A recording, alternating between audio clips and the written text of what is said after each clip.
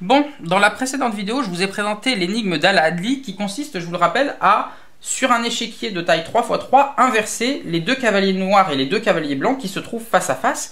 Et on avait vu quelque chose d'extrêmement étonnant, c'est que pour inverser ces deux cavaliers noirs et ces deux cavaliers blancs, il faut 16 coups, alors que si on rajoute un troisième cavalier noir au milieu et un troisième cavalier blanc au milieu, eh bien maintenant pour inverser les 3 noirs et les 3 blancs, il ne faut plus que 8 coups. On avait trouvé cette suite-là pour inverser seulement un cavalier de chaque couleur, il fallait 8 coups. Puis pour en inverser 2 de chaque couleur, il fallait 16 coups. Et quand on arrivait à 3 cavaliers de chaque couleur, comme dans cette configuration-là, il fallait seulement 8 coups.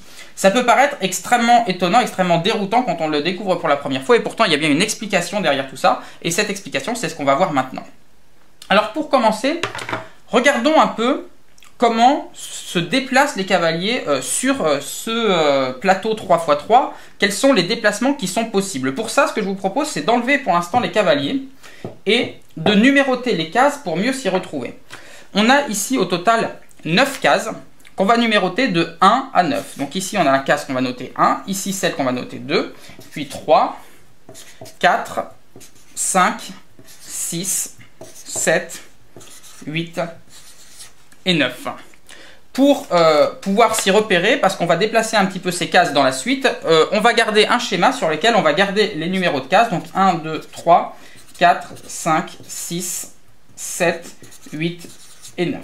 On garde le schéma à côté, on en aura besoin tout à l'heure. Maintenant, regardons quelles cases sont reliées à quelles cases et mettons côte à côte les cases qui sont reliées entre elles. Regardons par exemple la case numéro 1. La case numéro 1, elle est reliée par exemple à la case numéro 6. Donc on va déplacer tout ça et on va venir mettre la case numéro 6 à côté de la case numéro 1. La case numéro 6, regardons ici notre petit schéma. De 1, on passe à 6, puis de 6, on peut passer à quoi? De 6, on peut passer à 7. Donc on va mettre derrière la case numéro 6, ici la case numéro 7 et on va faire un circuit. Ensuite, à partir de la 7, quand on est sur la 7, on peut passer directement sur la 2. Donc on va prendre la case numéro 2 telle qu'elle était là, et on va la mettre à la suite de la 7. Puis de la 2, on passe sur la 9, donc on met la 9 ici. De la 9, on passe sur la 4, on va mettre la 4 ici. Puis de la 4, on va passer sur la 3, voici la 3. Puis de la 3, on passe sur la 8. Et enfin, de la 8, on passe sur la 1. Donc de la 8, on revient sur la 1 et on a fermé notre boucle. Donc on a une boucle de 8 cases. Vous remarquez que le 5 qui était au milieu au départ reste tout seul. Et effectivement, c'est logique puisque le 5, vous voyez qu'il peut être atteint d'aucune case. Donc en réalité, le 5, c'était une case qui ne servait à rien sur notre configuration de départ. Les cavaliers ne peuvent en aucun cas l'atteindre, donc on va la laisser à côté. Dans cette nouvelle configuration, les cavaliers, comment est-ce qu'ils se déplacent s'ils se placent sur une case? Eh bien, si par exemple, ils se trouvent sur la case numéro 6 qui est là, vous voyez que de 6, on peut atteindre quoi? On peut atteindre soit la case 1, soit la case 7. Autrement dit, les deux cases qui sont autour. Donc sur cette nouvelle configuration, qui est équivalente à la première, eh bien les cavaliers, au lieu de se déplacer selon ce déplacement bizarre des cavaliers aux échecs, vont juste se déplacer de case en case en suivant le cycle qui est là. Le cavalier, coup après coup, peut se déplacer de la façon suivante. Vous remarquez ici que dans ce cycle-là, les cases bleues et les cases blanches alternent. C'est un fait qui est bien connu des joueurs d'échecs. Si un cavalier se trouve sur une case d'une certaine couleur, eh bien, au coup suivant, il va forcément sur une case de la couleur opposée. Eh bien, ça se retrouve ici dans ce cycle. Alors, regardons par exemple la première des énigmes qu'on a vues dans la vidéo précédente, le cas où on avait seulement un cavalier de chaque couleur qui se trouvait sur des cases opposées. Comment est-ce qu'ils étaient nos deux cavaliers de chaque couleur? Il y en avait un qui était par exemple sur le 2 et un qui était sur le 8 ici. Donc on va les placer comme ceci. Si ces deux cavaliers, on veut les inverser, eh bien il n'y a pas d'autre choix. Le blanc doit venir à la place du noir qui est là. Donc autrement dit, il va lui falloir faire forcément qu'il passe d'un côté ou de l'autre 1, 2, 3, 4 coups. Et idem pour le noir. Pour le noir, il va lui falloir lui faire 1, 2, 3, 4 coups. Donc ça donne bien 1, 2, 3, 4, 5, 6, 7, 8 coups au total. C'est bien ce qu'on avait trouvé pour inverser deux cavaliers. Regardons maintenant ce qui se passe avec le cas de deux cavaliers de chaque couleur. Quand on avait deux cavaliers de chaque couleur, on avait deux cavaliers blancs sur les cases 1 et 3. 1 et 3 sont ici. Et deux cavaliers noirs sur les cases 7 et 9. Donc 7 et 9, ce sont les deux cases qui sont ici.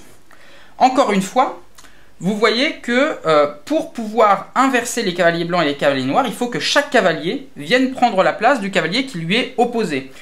Par exemple, ici, le cavalier noir, on pourrait se dire, ce cavalier qui est ici, au lieu de l'amener à cet endroit-là, on pourrait se contenter de l'amener ici. Vous voyez que si on doit inverser les noirs et les blancs, finalement, pourquoi est-ce que l'amener tout au bout, ici, pourquoi l'amener complètement à l'opposé et lui faire 1, 2, 3, 4 déplacements, alors qu'il peut prendre la place d'un cavalier blanc seulement en faisant 2 déplacements? Eh bien, en réalité, si on cherche à faire ça, on va se retrouver bloqué. Pourquoi? Parce que regardez ce qui se passe.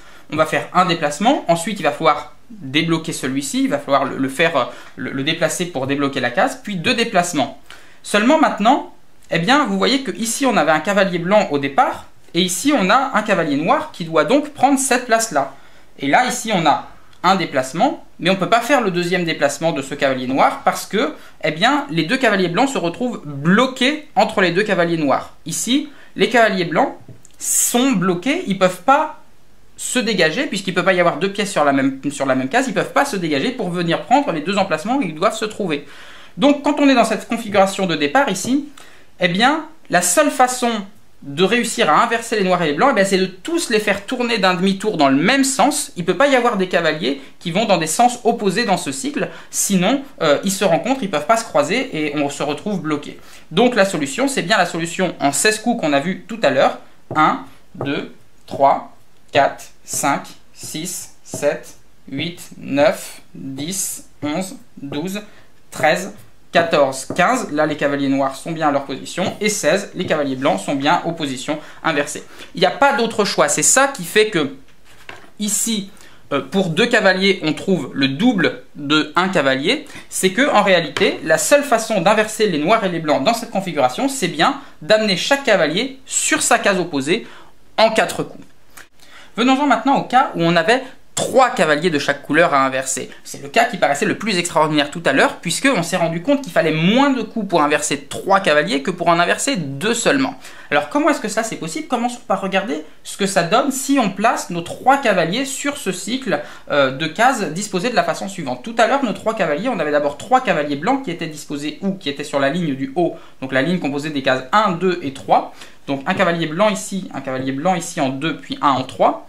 Et enfin, en face, 3 cavaliers noirs sur les cases 7, 8 et 9. Donc sur les cases 7 ici, 8 ici et 9 là.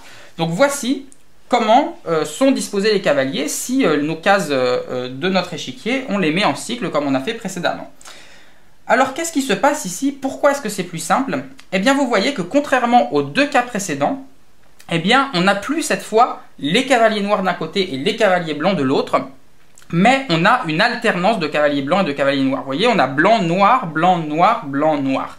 Et c'est ça qui va rendre la solution plus simple. Pourquoi? Parce que si on a un cycle blanc, noir, blanc, noir, blanc, noir, eh bien, pour inverser les couleurs, il n'y a plus à faire un demi-tour à tous les cavaliers. On n'est plus obligé de faire un demi-tour à tous les cavaliers. Ce cavalier blanc qui est là, il ne va pas être obligé de venir sur cette case-là en 4 coups. En fait, il suffit de faire quoi pour inverser les couleurs?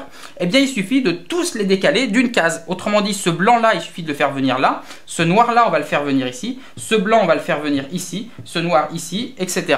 Donc, qu'est-ce qui se passe? On fait ceci. Donc, le blanc, on commence par le déplacer d'une case. Donc, on compte 1. On ne peut pas faire tout de suite le deuxième déplacement parce qu'il y a encore celui qui est ici. Mais on va pouvoir faire les suivants. On va faire 2, 3, 4, 5, 6, 7 et 8. Et voilà le travail. En seulement 8 coups, nous avons bien inversé nos couleurs. 8 coups au total pour inverser les 3 cavaliers blancs et les 3 cavaliers noirs.